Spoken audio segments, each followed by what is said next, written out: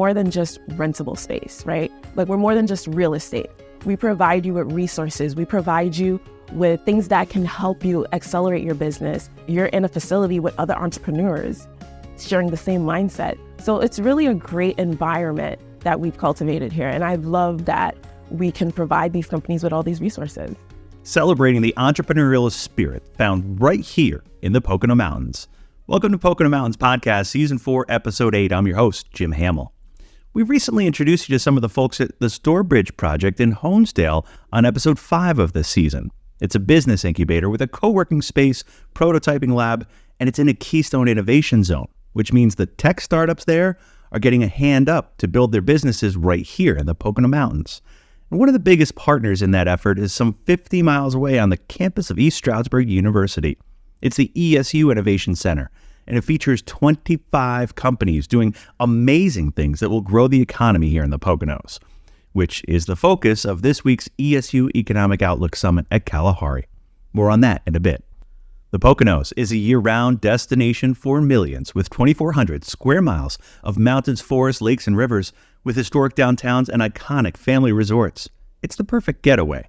You can always find out more on PoconoMountains.com or watch PTN, the Pocono Television Network, streaming live 24/7. Now back to the episode. The 11th annual ESU Economic Outlook Summit is Friday at Kalahari Resorts and Conventions. It brings together local and state leaders, industry types, and this year, entrepreneurs who are making huge strides thanks to some of the business accelerators and incubators we just mentioned, the Stourbridge Project and the ESU Innovation Center. The latter is the accelerator and has a great story to tell. That story is on the upcoming June edition of Pocono Mountains Magazine, along with Stourbridge Project. But for now, here's the full discussion with Patrice, Victor, and Amy, all who are doing great things at the ESU Innovation Center. Enjoy. Hi, everyone. It's Jim Hamill with Pocono Mountains Podcast. We are here on East Stroudsburg University's ancillary campus. This is its East Stroudsburg Innovation Center, and we're here with the director of this place, Patrice Dumais. Patrice, thanks for joining us, but your title is more than just director. You do a lot of different things within this beast, this belly of this beast, right? Yes, Jim, you got that correct. So my official title is the Director of the Business Accelerator and Entrepreneurship, and I'm also the coordinator for the Pocono Mountains Keystone Innovation Zone. And so innovation, I hear, accelerator, I hear, business, entrepreneurship. Those are things that we're talking about right now as we lead up to the ESU Economic Outlook Summit, May 17th. That's a really exciting time to bring all the counties together, all the economic development teams together. But we're honing in on these incubators and accelerators, in particular the Stourbridge Project and this ESU Innovation Center. What is the role that you play here, both with the campus, the university, but then, the business sector, the private sector as well, trying to get those businesses accelerated here in the Poconos community? Correct. I mean, Jim, it's a lot. So basically, I provide entrepreneurial support for these businesses, right? And I have about 25 companies within our accelerator programs that employ about 99 employees. Yes. And, that's also great for our students because they're able to get internships with these companies if they so choose. And we also have wet labs within our facility. We have the Warrior Launchpad, which is essentially our student incubator. So it brings them to those initial stages of ideation, and we help them bring their ideas to fruition and just get them to that level where they're ready for the business accelerator. And that business accelerator is different from a business incubator. How? Correct. So an incubator, those companies the difference is in stage, right? So the incubator, they're very early stage. So they're just thinking of an idea. They're trying to get their thoughts together and figure out what they want to do with their business idea. Whereas an accelerator, they have their company, they have their LLC. They just need to help. They need assistance in getting their business accelerated, essentially. Yeah, taking the next steps to grow and expand and to bring on more individuals. And then once they exceed this, there's other, as you mentioned, opportunity zones throughout Monroe County and the Poconos that you help coordinate too, to make sure that the state tax kind of abatement issues or opportunities that are there are kind of utilized within those companies, right? Correct. So the Keystone Innovation Zone, the KIZ program, it's so lucrative. It's so great for companies. As long as they generate revenue year over year, they can get 50% of that revenue, maxing $100,000. So they could only get $100,000, but as long as they're generating revenue, they could get it every year. And the beauty of it is they can sell those tax credits and then use that money back into their companies. So it's a wonderful program. It's all over the Pocono Mountains. We're trying to actually expand our KIZ footprint.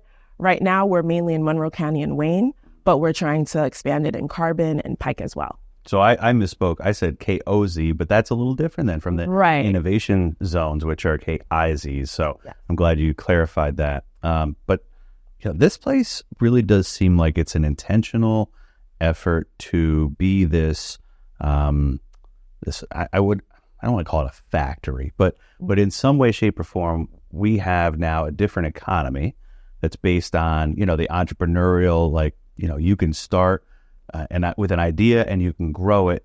And so this produces or helps produce in this environment, those companies that come out of here and then support, the workforce here in the Poconos or, the economic and tax base of the Poconos. So how exciting is that to be a part of overall?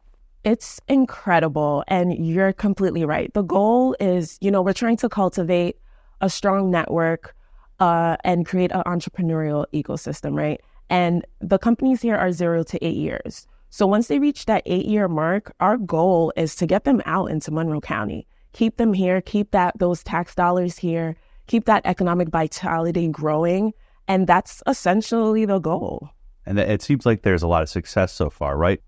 So if you could speak to some of those success stories that you're seeing already, maybe in the 0 to 8 time frame right now. You have Mosquitoes, you have Orange Pavers, you have all these folks who are kind of like poster children for the success of the accelerator and the entrepreneurship ecosystem we've created. Yes, we have Mosquito, which is a eco-friendly, software-driven mosquito device that captures mosquitoes, and she studies the mosquitoes. And she's been doing very, very well. I think she's in California right now. She's won many prizes and competitions. In Orange Pavers, you'll hear more from him. He's doing great things in the area as well as here in our incubator. And we really have a global footprint as well. We have companies from France. We have a French company called Utopia. They do luxury glamping. Really, really cool. They built their first glamping project right here in the area, which is exciting. And we also have, I forgot to mention, a J1 visa program. So this is really cool because I'm able to bring international companies into our accelerator program. So far, we've had a company from China and a company from India who were able to come through that J1 visa program. And in that program, they're able to stay here for up to 5 years. That's great to know because we are competing in a global economy right now, whether you're in the Pocono Mountains, whether you're on the West Coast, East Coast, online. Right. Like that's where the competition exists. You have to grow and rely on various partners throughout that global ecosystem. But here within the East Stroudsburg University, Innovation Center and the accelerator and, all the opportunities to utilize KIZ zones, it does seem like there is momentum being gained right now because, there's synergy throughout Poconos region with all the different organizations, whether it's our organization or, the university or the different economic development teams. It just seems, and NEPA Alliance. So it just seems like there's a lot of momentum because everybody seems to want to achieve the same goals. You're right. Like we work with several partners like DCED, SCORE, NEPA, the Small Business Development Centers, the Pocono Economic Corp. So there's a lot of players within this program that we have, and they're all here to help support our entrepreneurs. Not the least of which is, I enjoy seeing, how nicely designed a place like this is. You walk in and it feels like there's artwork and it's trendy. And so, it really is kind of cutting edge here, right? It is. I mean, we say we have the nicest building on campus. It's gorgeous. We try to make it very innovative and fun. And we want the companies and the students to be here as well. We also like to have different mixers. So I'll coordinate like these, accelerator mixers where the businesses are invited, as well as some of the students. We also work very close with the College of Business and Management. So, we'll have the companies here, they'll talk to the students, we'll have a speaker, something that's relative to the companies that they might need assistance with, government contracting or marketing, something informational that can help them accelerate their business. And it's a great opportunity to create that entrepreneurial ecosystem, create that network. And sometimes, like some of the companies, it's not their bread and butter, right? So they might not know there is someone else within their industry or a different industry that they could collaborate with. So we're really trying to cultivate that strong network. It has seemed like that was the same through line over at the Stourbridge Project, is this reliance on others that maybe you didn't know had that kind of insight or that experience or just a different perspective that could help you gain some kind of understanding as where to go with your product or with your vision. So that's a really great thing to have, especially as George Budman pointed out, sometimes with tech companies, like you're your own resource, you're your own asset. Right. And so you don't have a ton of employees or, mentors to lean on. And so here, that's baked into what this accelerator, an entrepreneur incubator is. Absolutely. And I like to, since I started here, I've been spreading a lot more awareness about what we do here and everything going on. And I also like to highlight the fact that we're more than just rentable space, right? Like we're more than just real estate. We provide you with resources. We provide you with things that can help you accelerate your business. You're in a facility with other entrepreneurs sharing the same mindset. So it's really a great environment that we've cultivated here. And I love that we can provide these companies with all these resources. Patrice Dumais with ESU here at the Innovation Center on the campus, slightly farther away from main campus, right near Marshall's Creek, I would say, right off the Interstate 80 exit. If you're driving by, say hi, stop in, check them out. Any other information you want to share, including like where people can find out more information? Absolutely. You can go to our website. If you go to East Stroudsburg University's website and then you click on the Business Accelerator, you'll get more information about everything we do here. If you have a company that you think could potentially be a good fit, you could apply online and then I would reach out to you. We'd have an initial interview and then we'd see if it would work out. Exciting times here. Yeah. Patrice, thanks for having us here on the podcast. And we'll be seeing you on an episode of Pocono Mountains Magazine as well. Yes, can't wait. Thanks for having me, Jim. Thanks for coming on. Hi, everyone. Jim Hamill here at the ESU Innovation Center. Once again, we just spoke with Patrice Dumais, who oversees this place high level. Now we wanted to zoom in a little bit more on an entrepreneur here, somebody in the Business Accelerator Project, Orange Pavers. And I'm with Victor right now. Victor, you said you guys just got your plant started last August. So this is still a relatively new endeavor. How's it been going for you in Orange Pavers? It was amazing startup, and we are doing great. And thanks to ESU Innovation Center and Patrice Dumais. We've been working on different variety of projects of manufacturing of pavers, blocks, and retaining walls. And we are also implementing a green technology.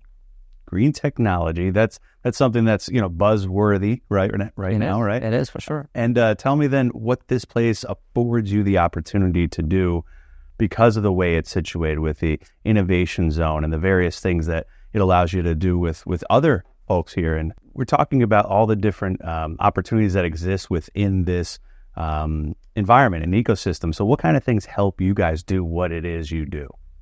Well, we are located in the center of Pocono Mountains, which is a great location for us because it's located next in... I'm going to start over. You're good. It's beautiful. It's all digital. Yeah.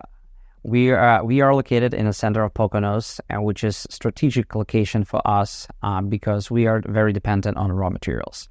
And we all know that Pocono area is famous of a lot of quarries, and that's all the raw materials that we need in order to produce our product that we need.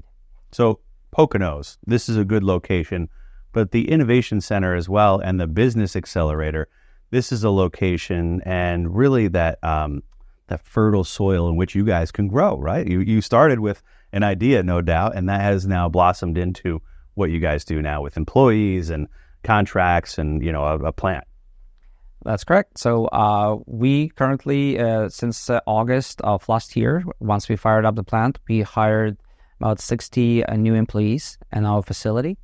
And thanks to ESU and Innovation Center, we're introduced to KIZ program, and we we've taken advantage of every benefit that a university and ESU can provide. Do you think in some way, shape, or form this may not have been possible if you didn't have that KIZ designation? I mean, that's a considerable incentive, right, to do what you do. It is definitely considerable. It is a great program to have, and it helps us a lot, especially as a startup company. That's great. That's great. What about this opportunity, maybe even to interface with other entrepreneurs, within this accelerator program, and that helps maybe you guys understand like some of the pitfalls that fell to other people, as they were trying to start, or just kind of having somebody to lean on, Well, I think this business incubator provides a lot of networking, very useful networking for us, for our business and business to grow. There are a lot of international companies that we are in communication with that helps us to our business to grow and show us the ways how we can benefit of all the programs that are available in the state of Pennsylvania. So pavers are in high demand right now, I would imagine. A lot of different landscaping projects and other things too on a infrastructure scale, right? So what is the future like for Orange Pavers, or what do you hope the future is like for Orange Pavers? So we are planning to expand and build more facilities on our property. We currently have 56 acres of industrial property where we're planning to build. And we see a very good grow for our products for that we are manufacturing, especially retaining walls, CMU blocks, and pavers. And also with the implementation of CO2 reduction technology into our products that also would benefit and help the environment. So what's that mean? Does that mean like less... you're more carbon neutral is what you're trying to say? That's correct. So we are trying to be not carbon neutral, but carbon negative with the technologies we are trying to implement in our facility that we would not need to use any type of cement in our production. Currently, our production and use of cement roughly about 15 to 20%. So we are planning to cut it completely off. And with the technologies that we're currently working on, we are planning not to use cement at all. We were just in the lab downstairs. That must be where you guys are kind of testing a lot of the products, like R&D, right? Correct. Yes, we downstairs lab is that was the first thing that we actually created and built, thanks to this facility, and we are working on different designs, formulas there in order so we can innovate our product as much as possible. So if you can kind of encapsulate for me what the unique opportunity that is presented for you guys here, having the facilities downstairs, having the office space up here, all of the resources at your fingertips, having to do that all, starting from scratch with your own brick and mortar, in addition to the plant, that would have been a heavy lift. 100%. Innovation Center helped us a lot, especially, as I mentioned, we are a startup company. And we did need, at that point, office spaces. We need to have some networking in this area.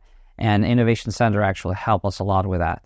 That was the first milestone that we had that was right here based in ESU Innovation Center. Impressive. So anything else you want to share with just how excited you are for just this opportunity within the Innovation Center, but also too for the Pocono Mountains as a whole? You have 60 employees. That's quite a considerable number of people and only to grow in the future. So we're actually seeing that impact of this accelerator accelerate, the economy in kind of a poster child with Orange Pavers. That's one of the reasons why we chose Pennsylvania as a state to do business in. And thanks to Accelerate and Business Accelerate, it only accelerate our business to grow. As I mentioned, we are planning to expand our production tremendously in the next few years. Great. Victor with Orange Pavers here at the ESU Innovation Center, the Business Accelerator, also plant in Jackson Township. Amazing story just unfolding here, right here in the Pocono Mountains. So thanks for joining us on the podcast. Thank you very much. Hey folks, we're here with yet another business in the ESU Innovation Center and the Business Accelerator, dealing with something called BIM. Yes, we're going to have Amy Lothian explain what BIM is here on the podcast. Thanks for joining us here. Thanks for having me, Jim. Amy, you are with Adventure. Yes. And Adventure is kind of not just based here, but globally in a lot of ways. Yeah. So Adventure is an engineering service provider. Their main provision is building information modeling, and the company is based in South India. And then via the Business Accelerator at ESU, we're able to expand our business from the India market now to the U.S. market. So what we're doing here is our building information modeling training program. So we're teaching engineers, students, working professionals, anybody who's interested, really, BIM, anything there is to know about BIM. BIM? So, yeah. Yeah. It's a really interesting, cool, new technology that we're just trying to teach and get the word out about. Because that's a 3D modeling for, building manufacturing, but AutoCAD kind of driven, right? Yeah. So it's crazy how versatile AutoCAD is. You can use it to design anything from products to jewelry to whatever you can think to bring to life. You can 3D model in AutoCAD. But then with BIM, where you're talking construction, that's a lot of engineering elements as well. So BIM is where the 3D modeling design meets the engineering, technical aspects, measurements, things like that. So the cool thing about BIM is the I in BIM for all the information that is packed into the software and enables the builders to then build it seamlessly. Unique for sure, because I mean there's so much to unpack there when you are building a structure, and it's got different layers and different components. But there's no BIM for Dummies book, right? This is we do have BIM for beginners. So if you are a BIM for Dummies, you can start with us too. That's good to know. So that is, but something out of the box that you guys train then people here within this facility. It's a rolling kind of opportunity. Absolutely. For just novices or anybody who wants to get into that line of work. Absolutely. So it's great for engineers who are already working or students who, ESU students who are in our pre-engineering program who might want to go into architecture, engineering, construction. They can take the class actually right here from our BIM lab. They don't actually have to be in our BIM lab because one of the coolest things about the program is that you can take it from anywhere in the world.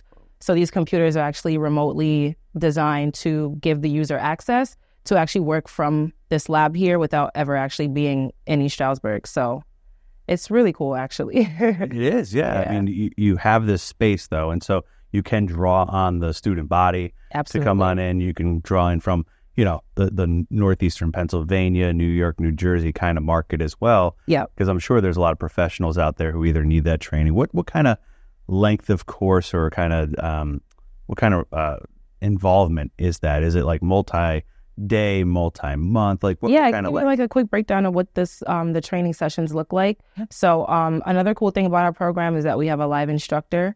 So a lot of online courses are just teach yourself modules. Ours is actually a professor actually comes online with you.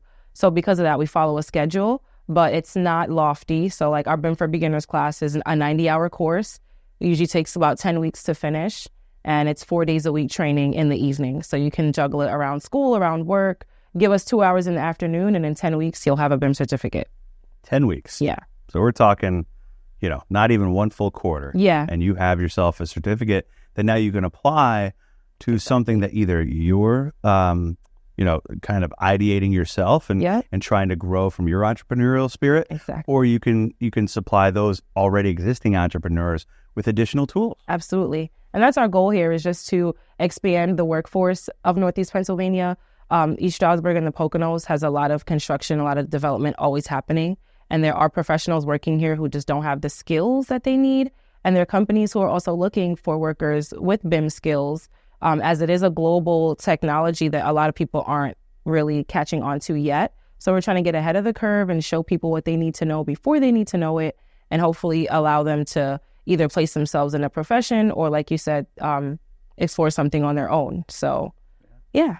And being here at the Innovation Center, that's probably just even one more tool that you guys can utilize, because you have a lot of interconnectivity, networking opportunities with various other entrepreneurs. Yeah, absolutely. I love being in the Business Accelerator building and the Innovation Center here. The whole ESU team is very supportive as far as creating events for us to foster those networking opportunities with the students, with professors, with other businesses in the accelerator. So we all kind of know what each other does and whether we can support in other ways. ESU is good at facilitating those connections for us. So we love it here. Amy Lothian with Advancer here at the ESU Innovation Center and the Business Accelerator. Thanks for joining us. Thank you so much for having me. Absolutely. The ESU Innovation Center, cultivating the business leaders of tomorrow right here in the Poconos. Head to PoconoMountains.com to learn more. Thanks for listening to Pocono Mountains Podcast. We'll have a new episode each week, highlighting lots of the fun things you can experience while you're visiting the Poconos. Subscribe to Pocono Mountains Podcast and leave a review and or comment on whatever platform you listen. Now you've got the Poconos in the palm of your hand. For places to stay and shop. And stories about the Pocono Mountains. Go to PoconoTelevision.com to download the app and get the information you need for your visit with us. We're back. Thanks for listening to Pocono Mountains Podcast. I'm Jim Hamill. Memorial Day weekend is the unofficial kickoff to summer, and next week is National Safe Boating Week. And a couple of years ago, we spoke with some local officials about the importance of wearing a life jacket in order to save lives. Let's listen again and remember, wear it.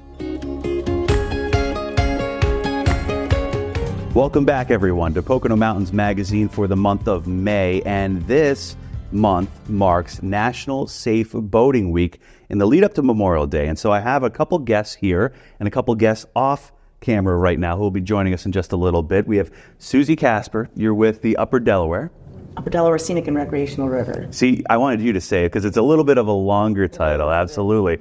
And Nick Spinelli, you're with the Tafton Dive Team, correct? Correct. And you know Lake Wallenpaupack, you grew up here. Susie, you're from the area too? I'm not from the area, but I've been here for quite a while, almost 20 years now. Okay, so we'll qualify you as a long-time resident at this point. And we're talking about safe boating and safety on the water because over the time, here in the Poconos, we welcome so many visitors to the area and so many people here recreate on the river, whether it's boating or swimming. But it's important to make sure you're wearing a life jacket because that can save lives. And Nick, why don't we start with you talking about being out here on the lake or other waterways and the importance of safety when you're going out there to have fun? Yeah, Jim, there are a lot of considerations for any water body, but when you're going out on Lake Wallenpaupack in particular, especially in summer months, it's a really busy place. So you need to be aware. Distracted boating is really not a great idea. So put your phones down. Make sure that you have safety gear with you, a personal flotation device, a PFD or life jacket, as some folks call them. A float plan. Be aware of the weather. A lot of different considerations for keeping yourself safe while you're out there having fun. And I know that you've responded many times to near drownings or drownings themselves, and the impact that must have on your teams, but let alone the loss of life or the families who are impacted. Can you just share just the gravity of those situations? Yeah, it's never an easy situation. Obviously for the family, but it's also trying for the rescue teams. It affects all of us. We don't take any of it lightly. So we really try and do our best to be proactive in educating folks about how to be safe while they're out there. It's a tremendous amount of resources that come in for an incident. So we have the Tafton Dive Team here on the north end of the lake. Ledgedale Dive Team is at the south end of the lake. Any type of incident that's out there, we're also calling in other mutual aid teams from elsewhere in the two-county area. Yeah, and if not all, at least most of those cases, Susie, even last year, 5 drownings on the Upper Delaware, none of them were wearing life jackets. One actually was wearing a life jacket. One was. But the problem with that was it wasn't fastened, it wasn't secured, and when you fall out of your boat, and especially in a very fast-moving water environment, it came right off. And so had that been tightly secured, it would have been a totally different situation. So it's not just the need to wear it, it's the need to wear it properly. Absolutely. What tips would you give to folks to say, like, hey, you need to know these things before we actually have you go out and enjoy the Upper Delaware or the lake or anywhere else? Definitely. If you're going to have your life jacket on, which is what we want everybody to do, make sure you have it on and have it on securely. We're in a fast-moving water environment. Even though many sections of the river look very calm and placid, there's always a really strong river current. So it's important to have that life jacket on, even if you go in for a swim, because most of our drownings, actually, once we really started looking at our statistics, were swimming related.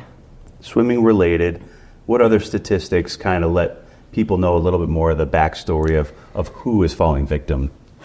So our statistics have shown us that it's young males between the ages of 18 and 34. Most of them know how to swim. Right. But it's much, on the Delaware River, it's much different than being on Lake Wallenpaupack or on the ocean. So there may be a section of the river that looks very calm, but you go in for a swim and all of a sudden you're halfway across the river, you get fatigued, you panic, and things happen very, very quickly. So making sure that even though if it looks calm, just put that life jacket on because it's definitely going to save your life. Nick, you were in the water literally this past weekend. Very cold, but you had a life jacket, no doubt. Of course. And tell me what that's like. What is that like when you have, a tipped over vessel like that and the cold water potentially hits you? Like, having a life jacket is going to make a difference in that situation, no matter the depth of the water and no matter the time of the year. Right. Cold water drowning is a very real thing, and it's a major issue. Actually, in Pennsylvania now we have regulations on life jacket usage in kayaks and canoes and smaller crafts during the colder weather months. So I happened to dump a canoe on Sunday, and I experienced the involuntary gasp reflex. When you hit cold water, you can't help but inhale. Yeah. And had I not had a PFD on, I could have gotten lungs full of water, and it could have been a different situation. It's a super, super important thing, not just in those smaller paddle crafts, but also in any boat. If you're out on the lake, it's or any water body, it's sort of like saying, well, I'll put my seatbelt on right before I get into a car accident. You don't know when that's going to happen. Exactly. You need to have that PFD on all the time. Always be prepared for that.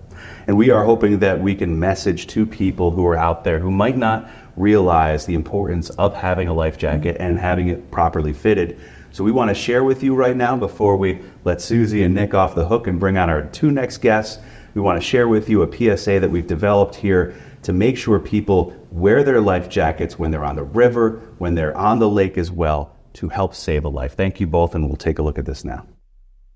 In the 30 seconds it takes you to click, Zip. or just fasten your life jacket, You or someone you love. could be saved from being a drowning victim. Our rivers and lakes are something special. So are the lives we will save by wearing it. Please. Please Please. wear it. This message is brought to you by The Pennsylvania Fish and Boat Commission. Delaware Water Gap National Recreation Area. First responders everywhere. Upper Delaware Scenic and Recreational River. and the Pocono Television Network.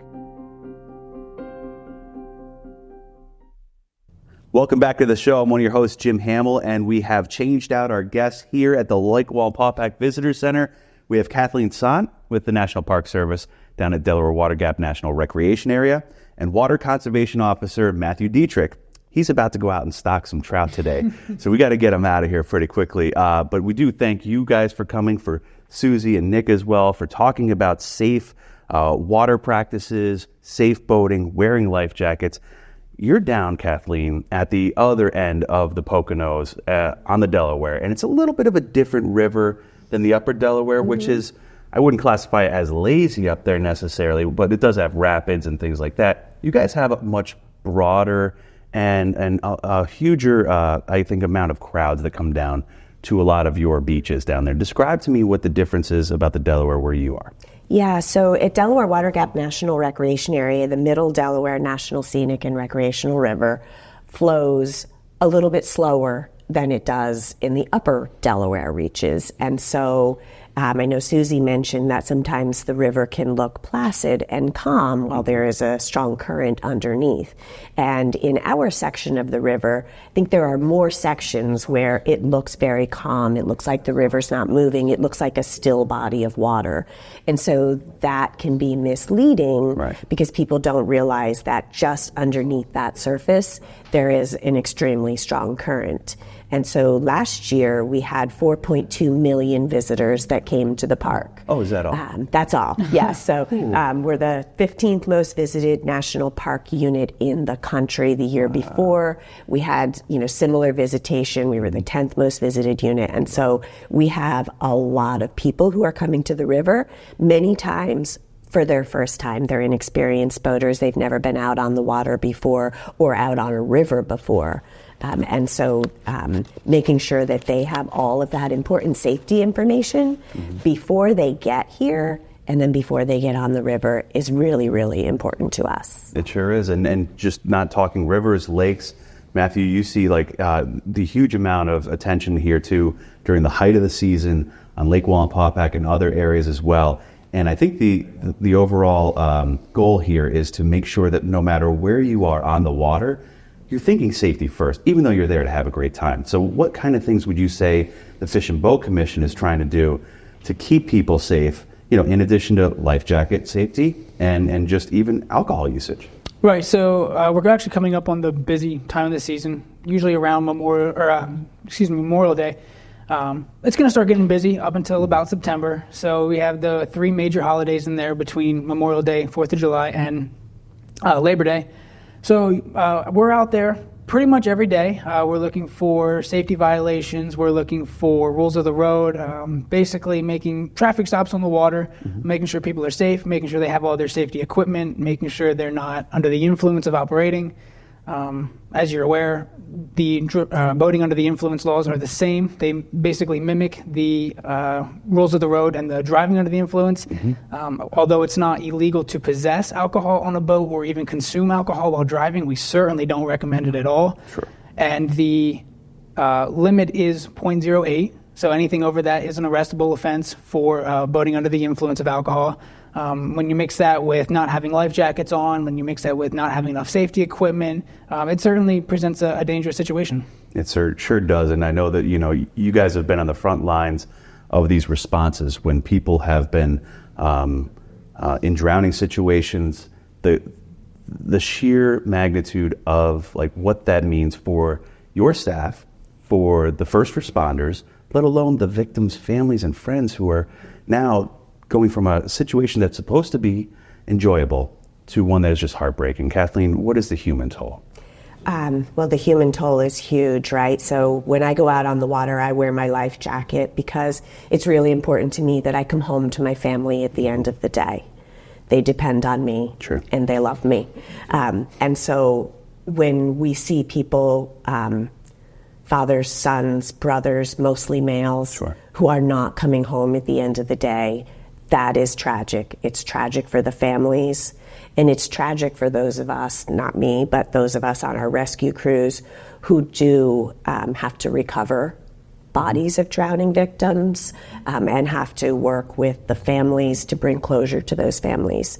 It is really important to us that we do everything that we can to prevent those incidents from happening, and then when they do happen, that we do everything in our power to be able to recover those bodies and to be able to bring closure to those families.